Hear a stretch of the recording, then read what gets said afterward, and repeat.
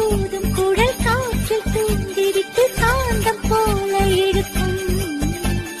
மங்கை வந்தவுடன் மறைந்து கொள்ளுவது மாய கண்ணன் வழக்கம்.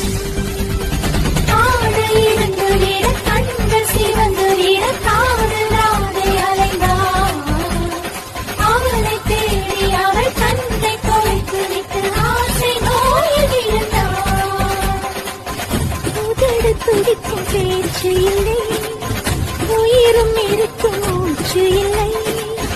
வந்த பாதை நினைவு இல்லை, போகும் பாதை புரியவில்லை.